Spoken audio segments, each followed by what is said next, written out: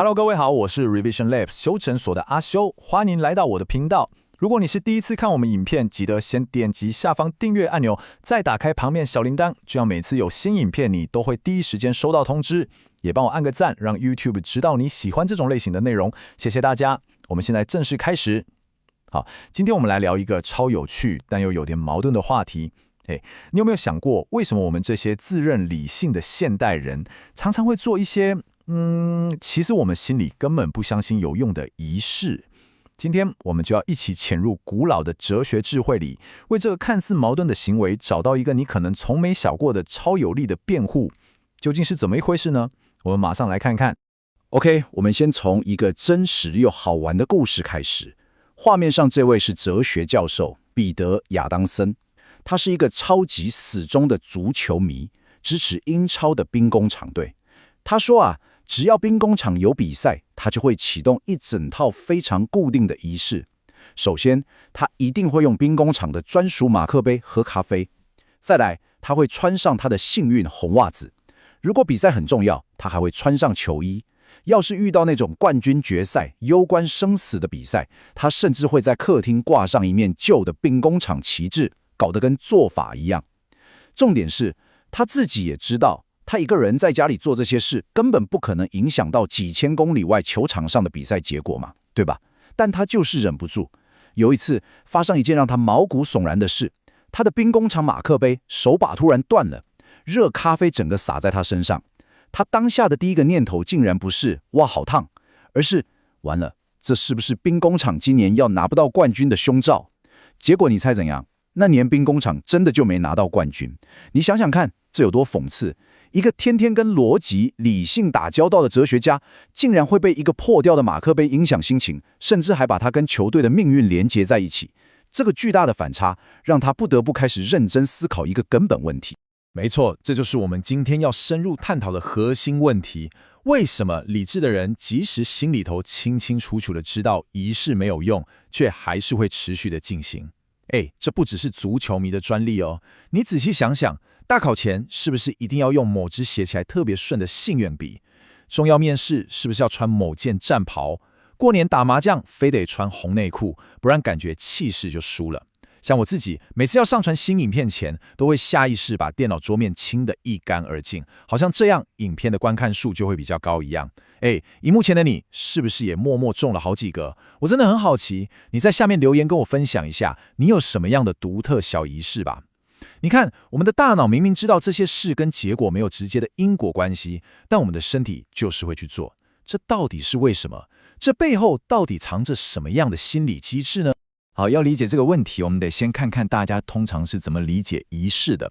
最普遍、最直觉的模型就是所谓的交易模型。它有一句拉丁文的代表词叫做 do ut des， 意思非常直白，我给是为了让你给，这就是一种简单的交换关系。把它想成是跟宇宙下订单就对了。我烧香拜拜，付出了香油钱跟我的诚意，是为了让你，也就是神明保佑我升官发财。我执行一个求雨的仪式，是为了让你，也就是老天赶快下雨。说白了，这就像一台宇宙贩卖机，我投了仪式这个硬币，宇宙就应该给我好结果这罐饮料。这是一种非常直观，但我们接下来会发现可能有点太天真的想法。但真正的重点来了哦，这个我们现代人觉得理所当然的交易模型，在古代那些最顶尖的哲学家眼中，简直是错的离谱，甚至可以说是对神圣性的一种误解。这点超酷的，无论是古希腊的柏拉图学派、古印度的吠陀哲人，还是古代中国的儒家大师，这些横跨不同文明、彼此没有联系的顶尖大脑，居然都不约而同地看穿了这个模型的肤浅之处。他们一致认为，仪式的真正意义远比我给你东西，你给我好处这种菜市场买菜的逻辑要深刻太多了。那问题就来了，如果连古代最聪明的大脑都觉得仪式不是交易，那它到底是什么？接下来的内容，我们会像一场时空旅行，兵分4路去参访3个伟大的古文明，看看他们的顶尖大脑是怎么看这件事的。第一站，我们会回到古希腊，看看哲学家们是怎么用他们的超强理性来吐槽传统仪式的。接着，我们会潜入一个更神秘的领域，探讨一种超越理性的神圣结合。再来，我们会飞到古印度，在恒河边思考什么叫做无私无求的行动。最后，我们会回到我们最熟悉的古代中国，来理解礼是如何成为一种创造社会秩序的伟大艺术。准备好了吗？系好你的安全带，我们的哲学之旅马上开始。好，我们的时光机第一站降落在晚期古代的希腊罗马世界。你想象一下那个场景，当时的社会弥漫着各种献祭仪式，空气中可能都飘着祭品的味道。就在这样的环境下，出现了一位思想超前的哲学家，他是新柏拉图主义者，叫做波菲里 （Porphyry）。他对当时主流的宗教仪式，特别是那种血淋淋的动物献祭，提出了一个纯粹用大脑、用逻辑来挑战的观点，可以说是对当时传统信仰的一记重拳。当时的罗马社会宗教仪式常常是这样的，大家会杀一头牛或一只羊献给神明，祈求神明的眷顾，然后仪式结束后，大家再一起把祭品吃掉，有点像我们现在拜拜完吃平安餐服食的概念。但波菲利觉得这种做法大错特错。他有一句名言流传千古：献给众神最好的祭品是一个纯净的理智和一个不受激情影响的灵魂。他的逻辑是这样的：第一，神是至善至纯的，对吧？那一个完美的神怎么可能会喜欢看到血腥、杀戮跟闻到烤肉味呢？第二，用杀害动物这种不义的行为去讨好一个代表正义的神，这在逻辑上是完全说不通的。你不可能用一个坏的手段去达成一个好的目的嘛。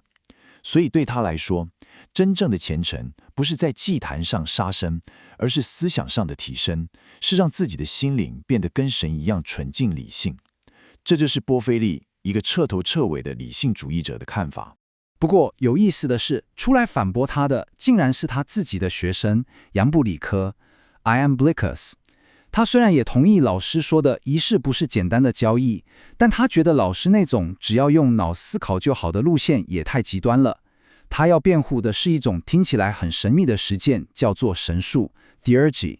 你先别被这个名字吓到，它不是什么黑魔法。在杨布里科的系统里，它更像是一种能够真正与神圣力量互动的心灵科技。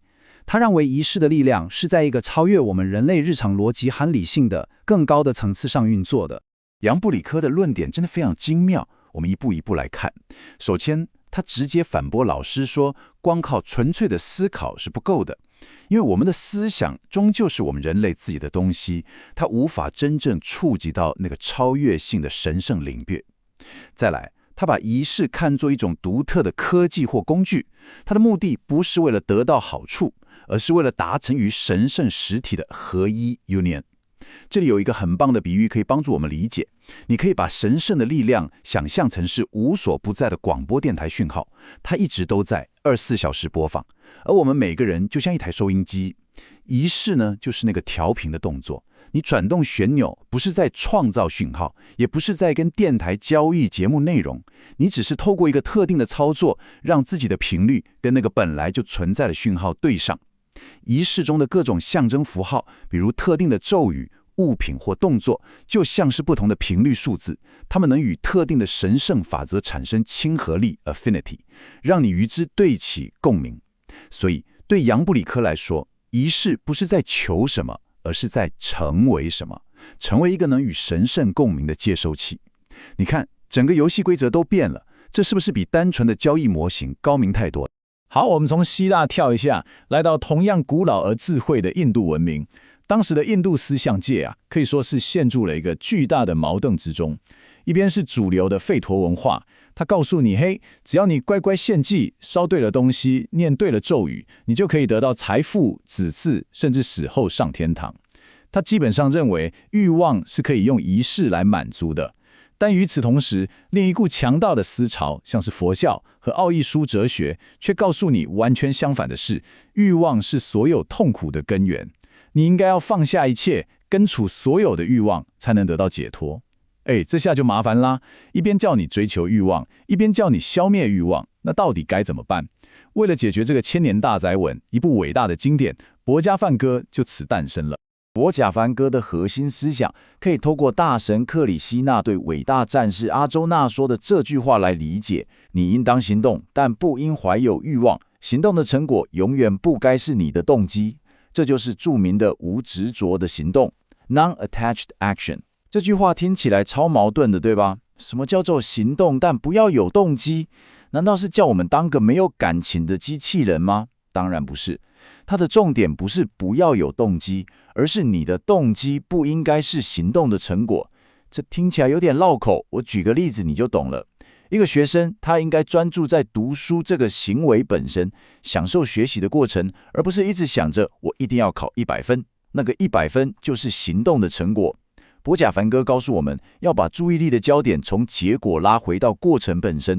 博贾梵歌对仪式和行动的重新定义，我们可以分成4个步骤来理解。第一步，他很务实地承认，只要你还活在这个世界上，有这个身体，你就不可能不行动。所以，什么都不做来逃避，不是一个选项。第二步，他告诉你，你行动的目的不应该是为了个人的利益或欲望，而是为了维护宇宙的秩序，也就是法 Dharma。每个人的社会角色都有其应尽的责任，履行这个责任本身就是行动的全部意义。第三步，接下来这点超级重要，他提出了一个革命性的概念，叫做虔信 Bhakti。他的意思是，你可以把你生活中的每一个行动都转化为一种对神的献祭或奉献。这个概念真的太强大了，它等于是把神圣性从寺庙的祭坛上解放出来，放进你生活的每一个角落。你吃饭、走路、工作，甚至呼吸，都可以在心态上把它当成一种奉献。你的整个生命就成了一场不间断的仪式。最后第4步，透过这样的心态转变，仪式或任何行动的目的就从追求外部的结果180度大转变，成为一种内在的心理修炼。你做这件事不是为了得到什么，而是为了训练自己放下对结果的执着，培养内心的平静与超然。OK， 旅程的最后一站，我们回到中华文化圈，来看看我们老祖宗的智慧。在这里，我们将看到一个极其实用，甚至可以说带有社会学跟人类学色彩的独特观点。提出这个观点的是儒家的一位现实主义大师荀子。这位荀子大师，他看事情的角度可以说是超级务实。他对仪式，也就是我们说的礼，问了一个最根本的问题：这些繁文颂节究竟是从哪里来的，又是为了什么？在解释他的理论之前，我们先来看荀子一句非常惊人的话。他说：“你举行了求雨的祭祀，然后下雨了。”我说：“这没什么特别的理由，这跟你没有举行求雨祭祀，结果还是下雨了是一样的。”哇，这句话在2000多年前说出来，根本是思想上的核弹。他等于是直接拿一把剪刀，咔嚓一声，就把仪式和他理应产生的结果之间的因果线给完全剪断了。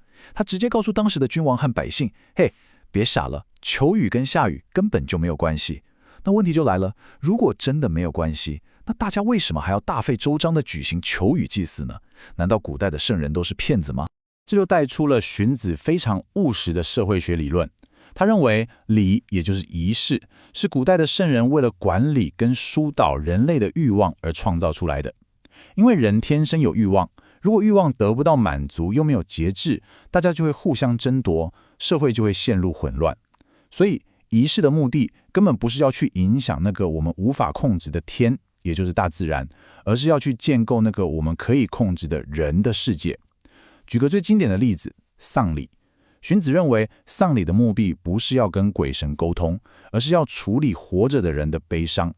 悲伤是一种非常强烈的情感，如果没有一个框架去引导它，它可能会让人崩溃或做出极端行为。而丧礼就提供了一整套的程序，规定你什么时候该哭，该穿什么衣服，该做什么事，让悲伤得以适度的表达、安放，最终帮助人们走过伤痛，回归日常。所以对荀子来说，仪式是一种为人而设的表演，它的观众不是天上的神，而是地上的我们。它的功能在于建立社群连结，管理我们的集体情绪，并巩固社会秩序。从这个角度来看，学校的毕业典礼、国家的升旗仪式，甚至公司的尾牙、家庭的婚礼，其实都继承了荀子礼的精神。他们的目的都是为了凝聚人心，创造秩序。好，我们来快速总结一下这一趟跨越3大文明的旅程。我们看到了3种对仪式极为深刻的辩护，他们都远远超越了简单的交易模型。